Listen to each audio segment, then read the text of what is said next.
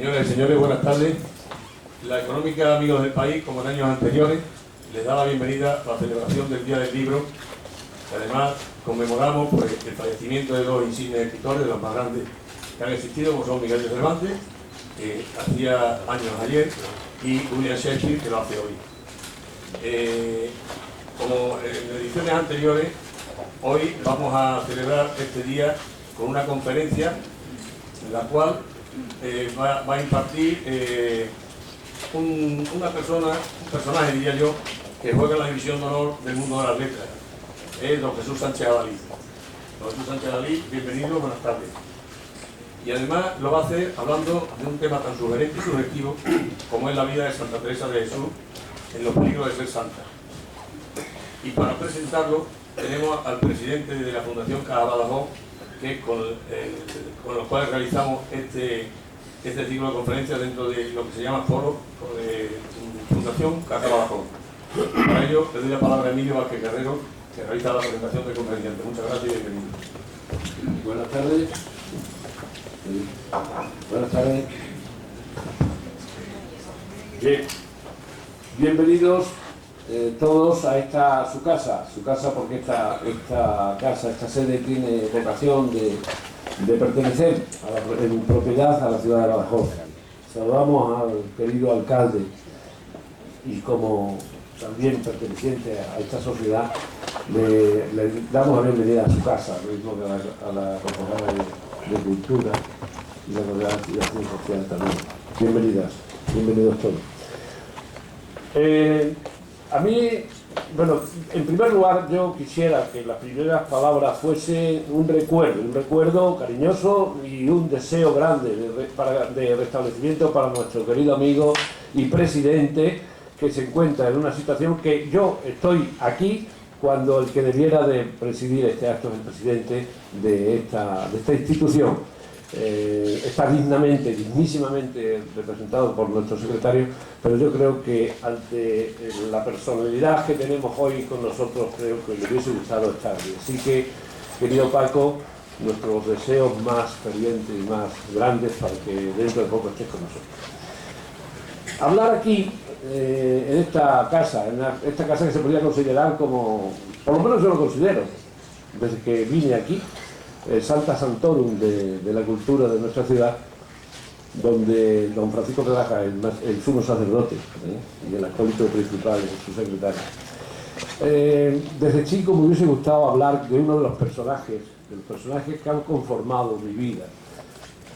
Si yo hablase del Capitán Trueno, aquí la gente se le abriría las manos a la cabeza, pero la utilización de este personaje mítico y representativo de nuestra historia infantil, me da pie para presentar a nuestro querido y admirado conferenciante, porque participamos de esa vocación. Para mí fue una gran sorpresa y una satisfacción saber que a él también le inspiró su afición infantil y su acercamiento a la Edad Media, aquel personaje mítico que para mí forma parte de mi colectivo de imaginario y de todos mis genios que conforman mi formación, podemos decir, cultural. Tanto es así que su referencia la hacía en un periódico cuando coincidió con el autor de este personaje. Dicho esto, para empezar, a mí personalmente fue una grandísima satisfacción, ya se lo dije otra vez cuando lo presenté en la residencia de Hernán Cortés a propósito de otra conferencia suya.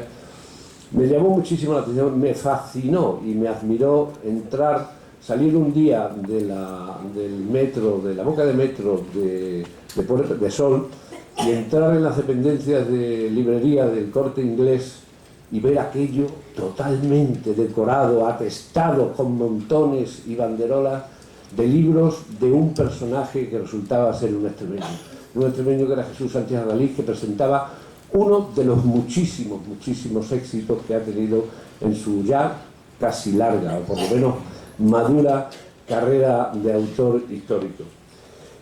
Este hombre nace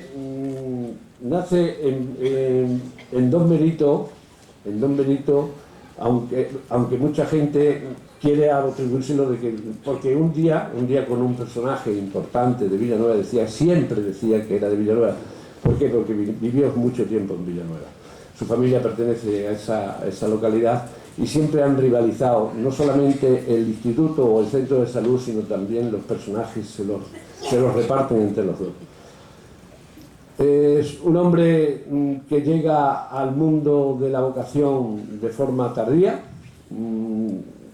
cursó sus estudios medios en la zona donde vivió, en Don Benito, y se forma como jurista, como licenciado en Derecho en la Universidad de Cáceres, viviendo y conviviendo en una residencia para mí muy entrañable, que es la residencia de San José de la Caja de Ahorro de Extremadura, que coincidiendo con una generación de estudiantes que ha dado muchísimos frutos para la cultura y el ámbito jurídico de nuestra Extremadura de siempre.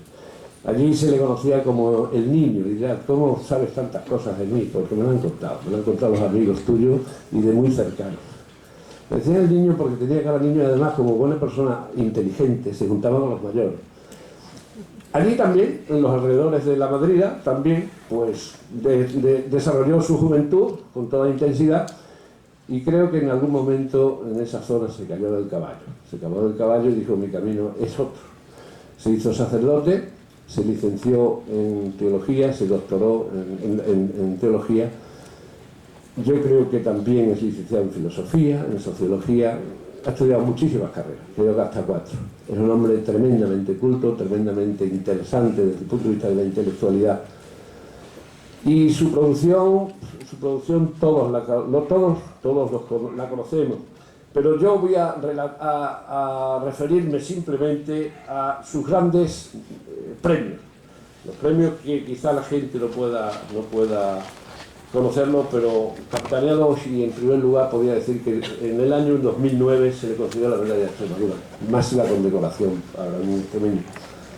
Tiene el premio Fernando Lara de novela en 2007, con El alma de la ciudad, premio Granada de Cultura 2011, premio Grada de la Fundación Grada de Cultura del 2011, premio de novela histórica Alfonso X el Sabio por Alcazaba, premio internacional de novela histórica de Zaragoza 2013 por la calidad de su obra en conjunto, premio Diálogo de Cultura 2013, premio Hispanidad 2013, tercer premio Troal Libro con Valores 2014, premio Abogados de Novela 2015 y nombrado académico numerario de la Real Academia de Extremadura de las Letras y las Artes en enero de 2015. Sus obras, 1, 2, 3, 4, 5, 16, 17 y de repente Teresa. De repente Teresa, que es la que quizás de la que nos va a hablar. Aprovechando de que estamos en el 5º centenario de nuestra querida doctora Santa Madre Iglesia, creo que es un motivo suficiente, con el día de hoy, que es el Día del Libro, el Día de la Cultura Universal, creo que es motivo más que importante para recibir en nuestra sede, en esta sede, como antes he dicho, de todos ustedes, todos los ciudadanos de Badajoz, a nuestro gran escritor extremeño Jesús Sánchez Radí. Bienvenido, muchas gracias.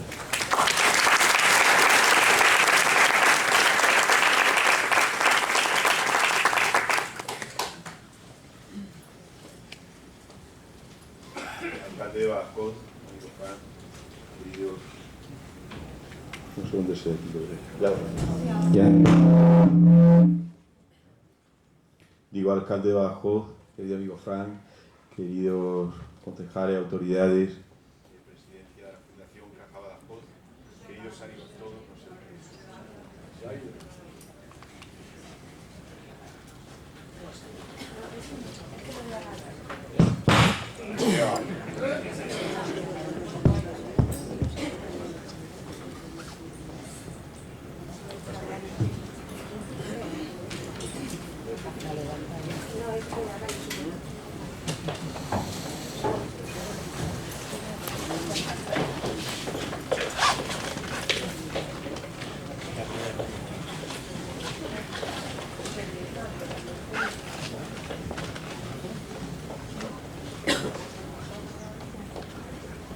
Queridos amigos de Badajoz, pues como siempre para mí es es una alegría, una satisfacción enorme estar en Badajoz.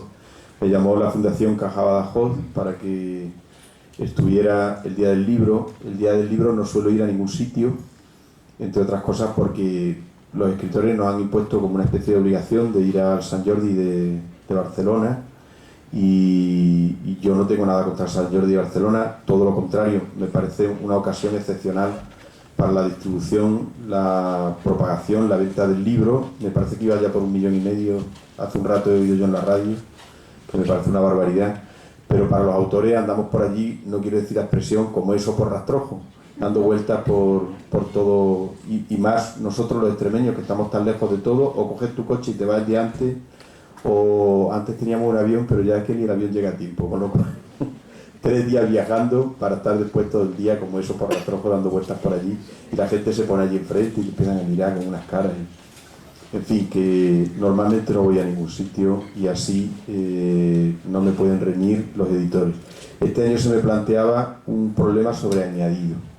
Es que había publicado la novela Y de repente Teresa, y me pidieron el grupo Z que fuera a Sant Jordi con la novela Y de repente Teresa, como es natural, pero en medio de todo esto gané el premio de novela de abogados que me entregaron la semana pasada, y salió la novela La mediadora, que es la que tendría que estar presentando ahora, y tenía que ir con 2 novelas al Sant Jordi, con lo cual yo solamente tengo una persona, y o me daba un hachazo y me partía por la mitad y firmaba por un lado La mediadora y por otro Y de repente Teresa, o estaba firmando a 2 manos, que eso es imposible, o llegaba a un punto de esquizofrenia que no me puedo permitir en este momento.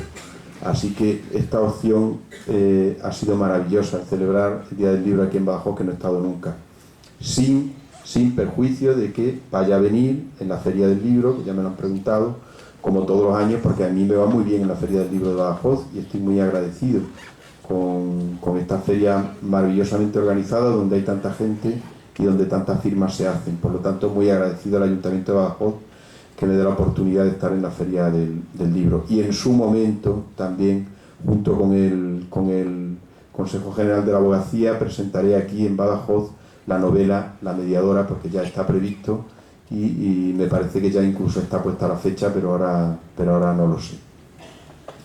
Bueno, pues dicho esto, vamos al tema que nos trae aquí. Hace más de 2 años se puso en contacto conmigo el vicario general de la Orden de Carmelitas Descalzos. Muchas gracias, padres carmelitas descalzos, que ya veo por allí. Como han venido con hábito, pues los puedo identificar.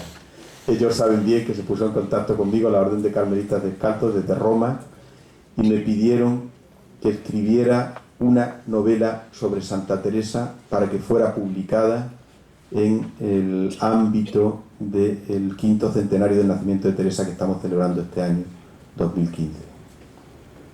Bueno, yo ya hace mucho tiempo que había decidido que nunca iba a hacer una novela por encargo, porque me parecía que era un error. La novela por encargo es esa que alguien te propone: ¿por qué no nos escribe una novela y tal y cual? Ya sea alcalde, que me habéis pedido que escriba una novela de abajo. No tiene nada que ver lo que estoy diciendo con eso, porque la idea está en la cabeza y en su momento llegará, pero no porque haya hecho el encargo, sino porque Badajoz se merece una novela, no porque me la hayan pedido. Badajoz se la merece y tendrá su novela, como la ha tenido Cáceres con esta de La mediadora, que se desenvuelve en época contemporánea, pero en Cáceres. Y a mí, la verdad es que Santa Teresa ha sido mi santa particular. Todos tenemos un santo de nuestra devoción, ¿verdad? Es santo de mi devoción. Pues yo no sé por qué siempre fue Santa Teresa. Yo veo Santa Teresa como es una vocación tardía, como es... siempre he tenido inquietud por las letras. Leí la obra de Santa Teresa en su momento, me maravilló. Me la incorporé yo un poco como la santa a la que me encomendaba en todos los momentos importantes de mi vida. Para colmo, cuando estuve en el seminario me vinculé a la parroquia de Santa Teresa de los Carmelitas de Badajoz y allí participé, hice muchas actividades con un grupo de Boy Scout fundado allí que se llamaba además Santa Teresa. En fin, que Santa Teresa, por decirlo de alguna manera, ha estado siempre en mi vida. Cuando escribí la primera novela me encomendé a Santa Teresa. Había una imagen en Azuaga que estaba en el convento de la Merced. Una imagen muy bonita, de estas imágenes de principios del 19, muy grande, muy señorial, vestida ya de doctora, y con su manita levantada y su libro, ¿recordáis ese tipo de imagen, verdad? Y le faltaba la pluma. Y esta Santa Teresa bien alta que estaba allí en el retablo. Y allí me encomendé, digo, Santa Teresa, digo, si esta novela se publica, yo te traigo la pluma. ¿Ya ves tú el regalo que le iba a hacer yo a Santa Teresa? El caso es que la novela se publicó y coincidió con que el arzobispo me trasladó de Azuaga a Salamanca, y entonces mi despedida, lo último que hice en Azuaga fue encaramarme con el sacristán a una escalera que por poco me caigo, con Santa Teresa encima, y un poquito de cola y una pluma de águila que me había encontrado yo haciendo deporte por la Sierra de Azuaga y que tenía guardada para ese momento. Y allí le puse su pluma, que sé que todavía está puesta porque hace poco he ido y he visto que está su pluma en la mano. Y entonces tantas cosas le pedí a Santa Teresa que, bueno, Santa Teresa me pedía a mí una cosa, que escribiera una novela sobre ella, que no me apetecía nada, porque era muy difícil.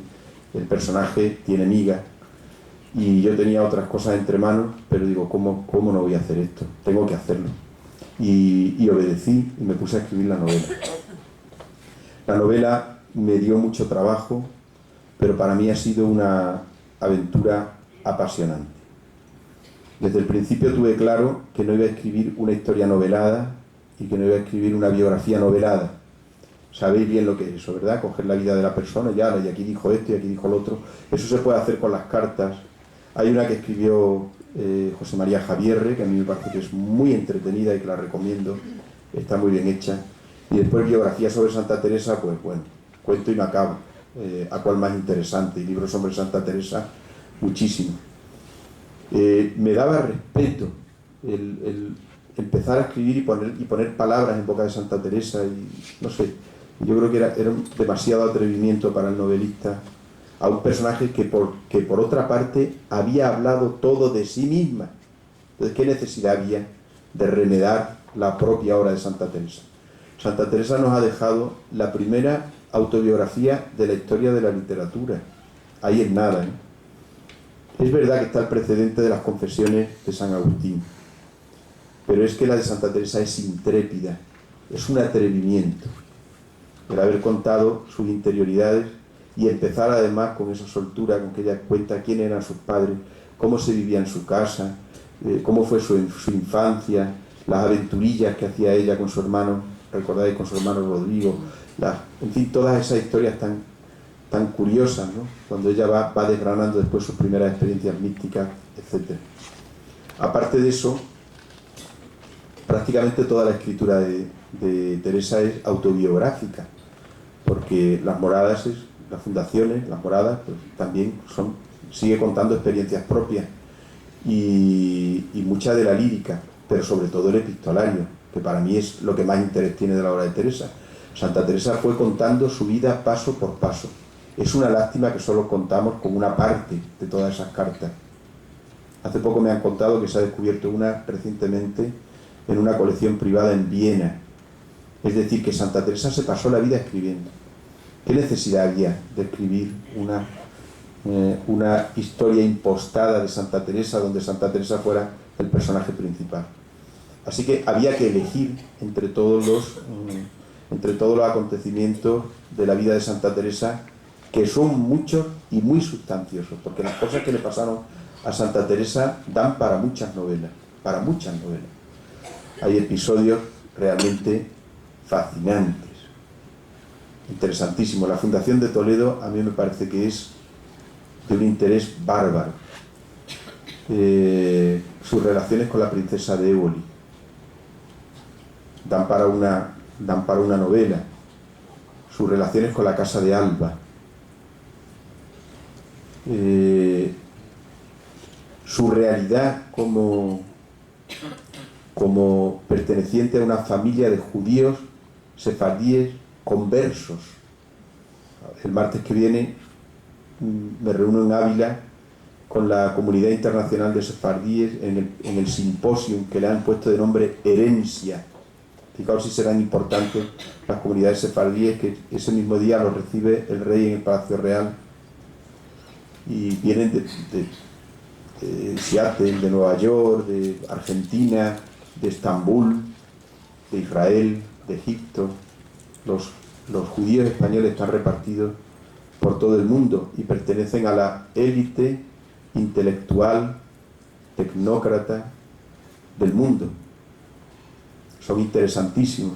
Este gran escritor Noah Gordon, descendiente de judíos, ese apellido Gordón, vosotros conocéis Gordones, ¿verdad? Pues es el mismo apellido de Noah Gordon. En fin, hay mucho que contar sobre Santa Teresa. Había que escoger algo. Y yo creo que la novela se prestaba a ir por el camino de lo que quizá desconocen la mayoría de los comunes, ¿no? Y entre otros yo desconocía ciertos aspectos de la vida de Santa Teresa que para mí han resultado reveladores y que por supuesto yo no tenía en mi cabeza por ciencia infusa, sino que he tenido que aprender leyendo los libros. Y son los problemas que tuvo Santa Teresa con la Inquisición, que fueron muchos y que no se han contado, se desconocen, están en algunas biografías. Y lo sorprendente es que las biografías más ricas, más conocidas de Santa Teresa pasan de puntillas sobre este acontecimiento. Y la Iglesia casi no lo ha contado. Se ha contado muy recientemente. Quizá el que más ha hablado del tema ha sido Josep Pérez. Sabéis que le han dado, el historiador le han dado el premio Príncipe de Asturias y ha hablado últimamente sobre este tema. Yo a mí me alegré mucho de que le dieran el premio porque ya llevaba yo tiempo detrás del tema este de Teresa y la Inquisición. Hay dos investigadores de la vida de Santa Teresa, especialmente uno, los dos son carmelitas, que han trabajado mucho el tema. Uno es, como no, el insigne teresianista Tomás Álvarez, padre Tomás Álvarez, y el otro es el padre Enrique Llamas, que ha dedicado gran parte de su vida, vive en Salamanca, a investigar sobre los problemas que tuvo Teresa de Jesús con la Inquisición. ¿Por qué no se contó? Es la primera pregunta que a mí se me suscita. ¿Por qué se ocultó? Porque cuando una cosa no se ha contado es porque se ha querido ocultar, ha habido ánimo de ocultarlo. Y claro, esto pertenece al terreno de la hagiografía. Las vidas de los santos se han contado siempre revestidas como de una serie de halos dulcificados, a veces cursis, melosos, en los cuales se contaba solo lo bueno y se magnificaba y se ocultaban los aspectos que pudieran ser oscuros de la vida de los santos. Hasta tal punto que se decían esas tonterías que he leído yo en algunas biografías de Santa Teresa y también de San Juan de la Cruz y San Francisco de Borja, que los viernes no mamaban porque cuando eran niños de pecho, el viernes se negaban a mamar porque ayunaban. Fijaos qué tontería, ¿eh? Bueno, pues eso lo escribían y se quedaban tan frescos. Y se ocultaba cuando el principio de la santidad, el principio elemental teológico de la santidad es que la gracia supera la natura, es decir, que la gracia de Dios es más grande que la naturaleza humana, y que los humanos tenemos defectos, a poco que nos miremos todos dentro, nos damos cuenta que estamos llenos de defectos. Lo cual no quiere decir que no podamos llegar a ser santos, porque nos santifican, entre otras cosas, nuestros propios defectos y nuestros propios problemas. Santa Teresa, que dijo, nos ha dejado unas perlas, parecen de cosas de autoayuda del padre del psicólogo Enrique Rojas, pero es que son cosas de verdad, como aquello de que la mayor penitencia es la convivencia.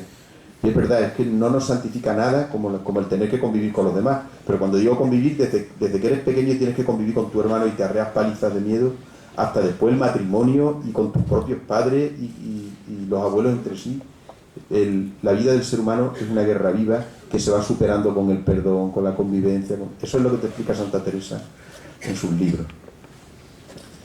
Pues bien, es verdad que se ocultaron todas estas cosas y después no quedaba más remedio que sacarla a la luz, porque si la propia Teresa la contó de ella sin pelo en la lengua, ¿por qué tenemos que venir luego nosotros y esconderlo? Pues Santa Teresa no solamente fue investigada por la Inquisición. La Inquisición estuvo prácticamente durante toda su vida detrás de los pasos de Santa Teresa, porque no se fiaban ni de su obra escrita ni de su obra fundadora. no solamente digo fue investigada, sino que fue procesada 3 veces, y el último proceso estuvo a punto de dar al traste con toda la obra fundadora de Santa Teresa, sino con su propia vida. ¿Y por qué persiguió la Inquisición a Santa Teresa? Pues la Inquisición persiguió a Santa Teresa porque se daban en ella una serie de elementos que realmente eran peligrosos para la Inquisición. Y es que la Inquisición no estaba tonta, eso que decimos siempre, la policía no es tonta. La Inquisición andaba bastante encaminada, dentro de que hizo muchas barbaridades y estuvo muy equivocada a lo largo de la historia, pero andaba encaminada para poder poner en orden a una sociedad que, si me permitís la expresión, la sociedad del siglo XVI estaba más loca que una cabra. Y ahora os voy a explicar por qué. Después de los reyes católicos, finalizado el siglo XV, que prácticamente son los inicios del siglo XVI, España está sometida a una tensión, a un estrés, que es como para no estar loco. Hemos terminado la Reconquista. Los abuelos de la gente del siglo XVI habían estado todos en la Reconquista, habían estado en la Guerra de Granada, en la conquista de Jaén, y se lo habían contado a sus nietos. Se conquista el reino de Granada. Para colmo, heredamos un imperio que nos cae de repente encima y que nos cae grande. Por un matrimonio heredamos un imperio que no contábamos con él, ¿eh? Bastante trabajo había costado el reunir toda esa amalgama de reinos tan compleja, donde había de todo, porque había cristianos de los de antes, de los de después, de los venidos, de los sobrevenidos, judíos, moros, moriscos, muladíes. Para poner todo eso en orden, una gran dificultad. Heredamos un imperio que arrastraba además la defensa del Mediterráneo, con la amenaza del turco, que no era baladí. Nos crecen los problemas, porque en medio, en el seno de ese imperio, en el corazón de Europa, surge la primera gran herejía importante de la historia de la cristiandad, el protestantismo. Ya tela marinera lo que había supuesto la herejía arriana en la antigüedad, con que ahora, cuando parecía que ya se había alcanzado otra vez el hierocratismo, es decir, que había habido un emperador cristiano que había reunido todos los territorios y había expulsado a la herejía mahomética, porque el islamismo se consideraba una herejía del monoteísmo, pues para colmo el protestantismo. Y encima se descubre el nuevo mundo. Es como ir a la luna. Si allí se creían que cuando los barcos salían de Lisboa, que era la antigua Olisipo, o cuando salían de la Barra, de San Lucas de Barrameda, y navegaban unas cuantas leguas por el Atlántico, llegaban al extremo del Atlántico, como la tierra era plana, y ahí se caían los barcos al vacío. ¿Recordáis? El escudo de España decía non plus ultra, es decir, no id más allá.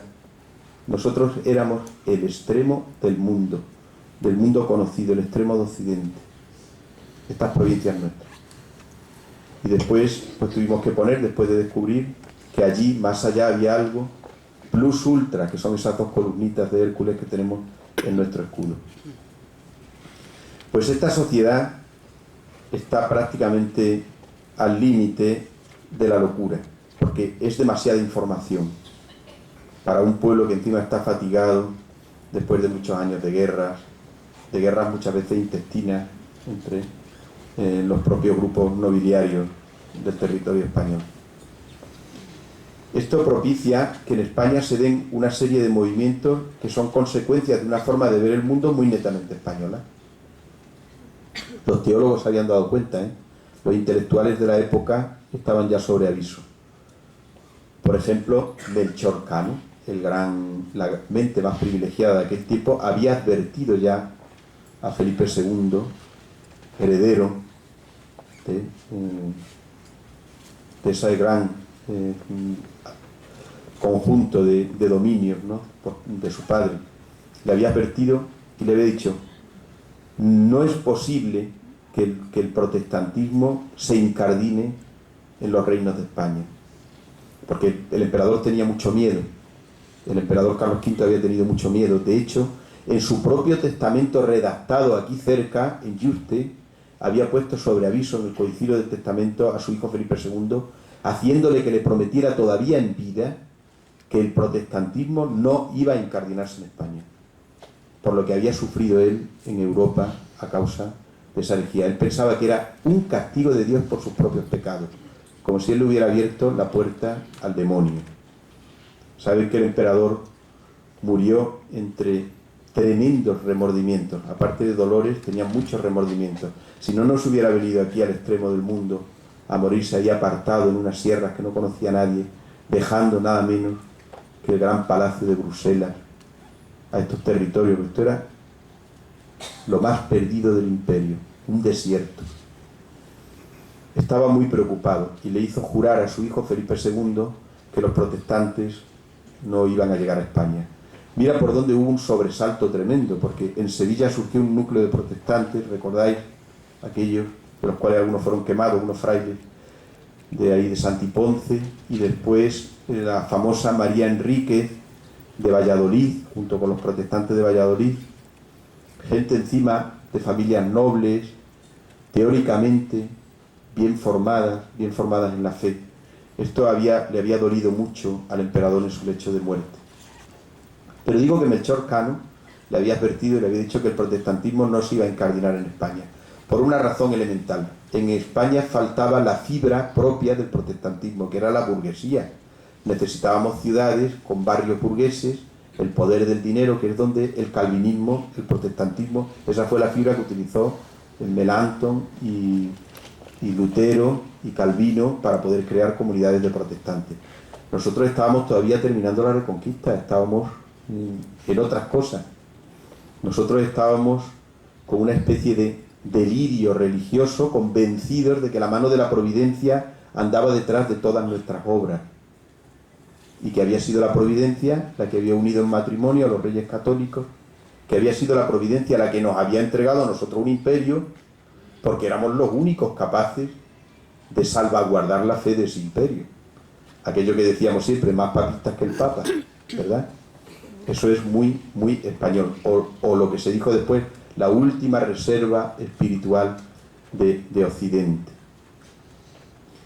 Pero Melchor Cano advirtió: no vamos a ser protestantes, pero cuidado, tenemos un enemigo peor, la herética pravedad.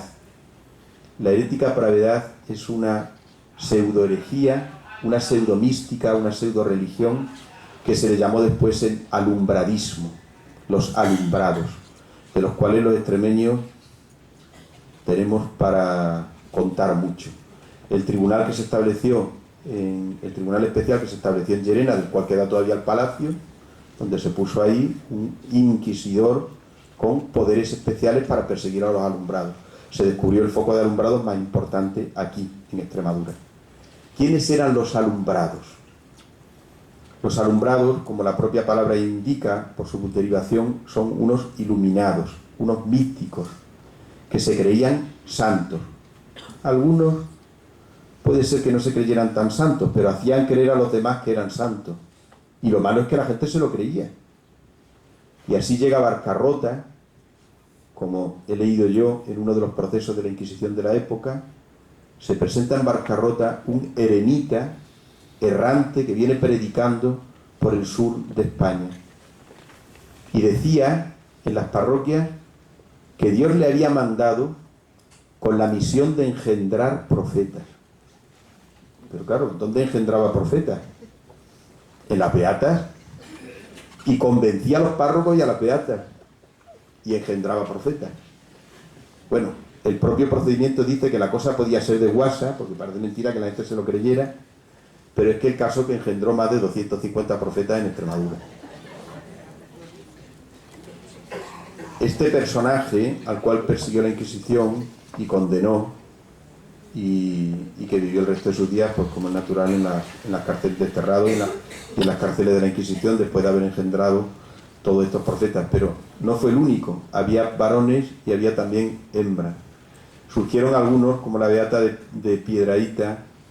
Es un personaje curiosísimo, convenció a toda la nobleza de la época, acabó viviendo en el palacio de los duques de Alba, convenció primero a su comunidad de que Cristo la había elegido a ella, que Cristo le hablaba, tenía visiones, profetizaba, acabó viviendo en el palacio de los duques de Alba y allí pues recibía en su celda a la gente y entre delirios místicos pues abrazos y tocamientos y etcétera, etcétera, pues se pueden imaginar el son de primos me arrimo, y la Inquisición pues acabó poniendo allí también mano en el asunto y acabó también en las cárceles de la Inquisición. Pero el caso más estremecedor es la famosísima y terrorífica Magdalena de la Cruz. Magdalena de la Cruz vivió en Córdoba en torno al año 1525. Este es un personaje inquietante.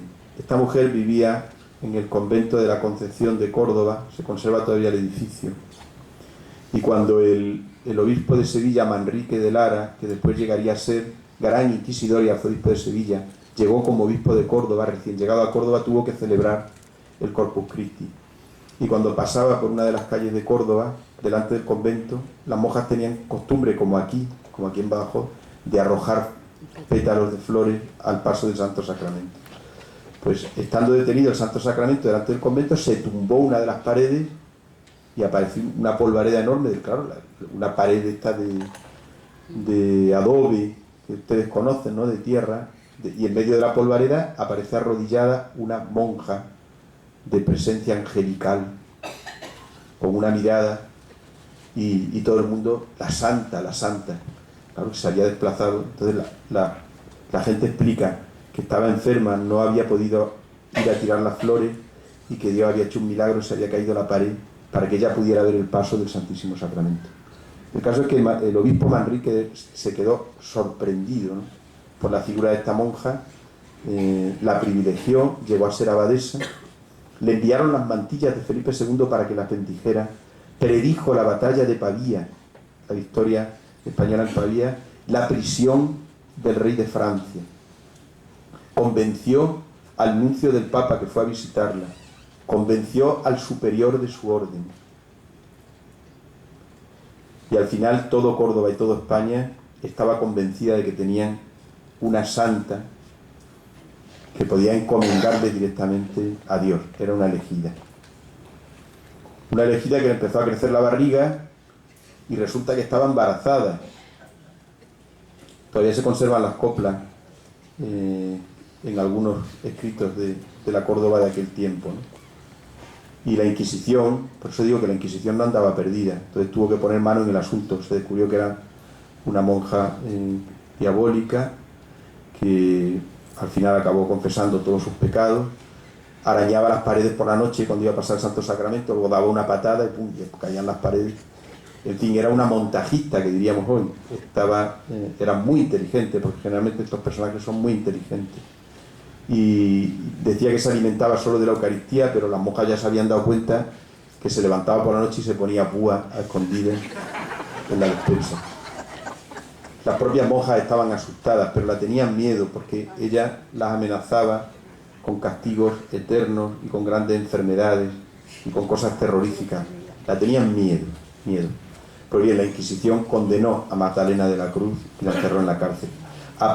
Ella vivió ya siempre en el convento de Aguilar, apartada del mundo, conservó la condición de monja, pero no se le permitió volver al convento de Córdoba. El caso es que la figura de Magdalena de la Cruz fue un revulsivo, un sofocón tan grande para la sociedad española, que la Inquisición decidió crear tribunales especiales para empezar a investigar a los alumbrados.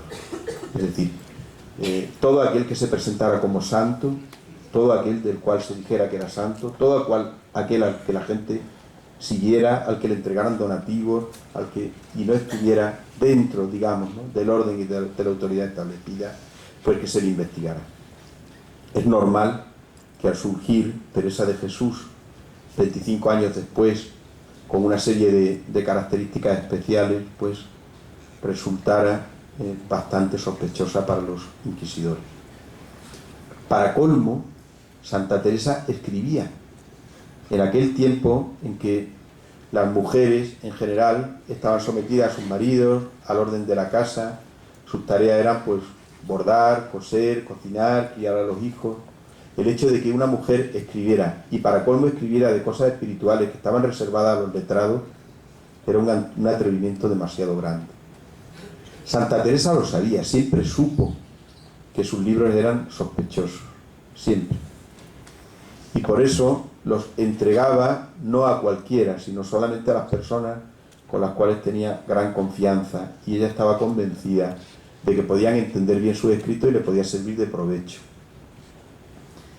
Y a su gran amiga Luisa de la Cerda, que la alojó en Toledo, era de una de las familias nobiliarias más importantes de España, le entregó una de las copias del libro de la vida, ese libro en el cual ella contaba sus propias experiencias espirituales, pensando que a doña Luisa de la Cerda le iban a venir muy bien, porque había sido una mujer desdichada, se quedó viuda, le habían muerto 5 hijos, había tenido lo que hoy diríamos que era una depresión, que entonces se llamaba melancolía.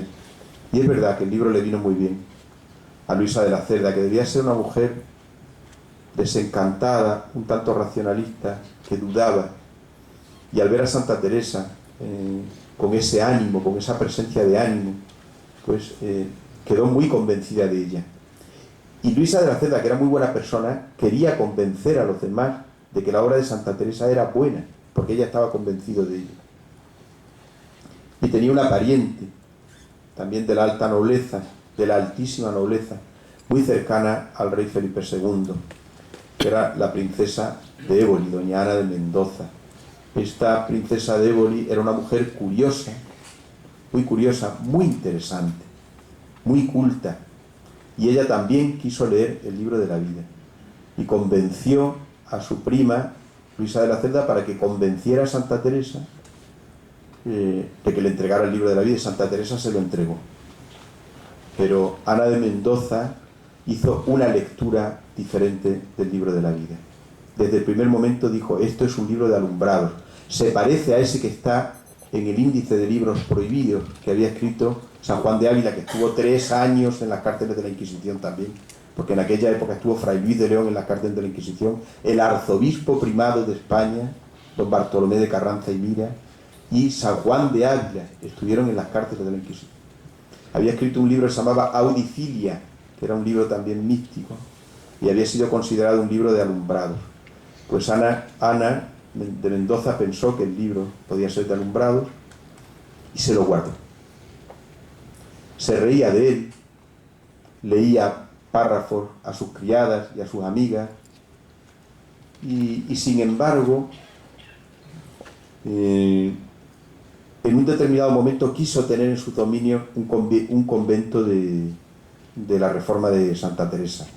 Entre otras cosas porque estaba de moda. Si su prima Luisa de la Cerda había patrocinado, si la duquesa de Alba había patrocinado el que se hicieran conventos, si en algunos sitios se habían hecho en Toledo, si se estaba haciendo en Sevilla, se estaba haciendo en tantos sitios, ¿por qué no tener ella en su ducado de Pastrana? Porque además de ser princesa de Éboli, era también duquesa de Pastrana. ¿Por qué no tener en Pastrana un convento de la nueva, moderna y afamada Reforma de Santa Teresa? Y convenció a Santa Teresa mandándole un coche a Toledo, trayéndosela a Madrid y después a Pastrana.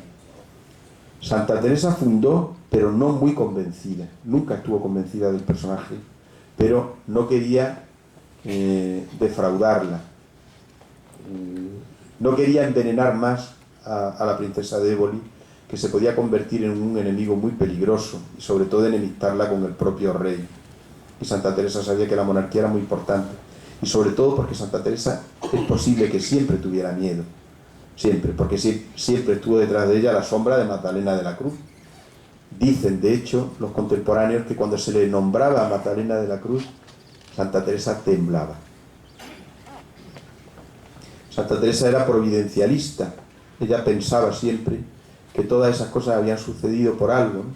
Y que si había existido esa obra nefasta, diabólica, de los alumbrados, era porque en cierto modo el demonio quería entorpecer la otra obra más pura y más verdadera, que eran las reformas de las órdenes religiosas, la que había emprendido nuestro patrono San Pedro de Alcántara aquí en Extremadura con la descalcez, los franciscanos descalzos, y la que ella se proponía hacer con los carmelitas en la rama femenina y San Juan de la Cruz con los carmelitas descalzos en la rama masculina.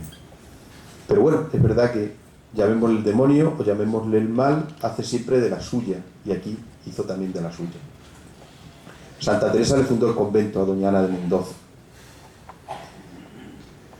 Pero fundado el convento, al poco tiempo murió el príncipe de Éboli. Y cuando murió el príncipe de Éboli, que era mayor que doña Ana de Mendoza, delante todavía del cuerpo caliente de su marido, decidió hacerse monja. Y allí mismo vistió hábito carmelita. El hábito carmelita lo sacó de uno de los frailes carmelitas que estaban velando el cadáver de su esposo, le hizo que se desnudara y se puso el hábito de ella. Y al día siguiente se montó en una carreta con su madre y con 2 criadas y se fue al convento de Pastrana que había fundado Santa Teresa. La superiora del convento escribió inmediatamente a Santa Teresa avisándole de que la princesa había ingresado monja en el convento por propia voluntad y sin solicitárselo a nadie.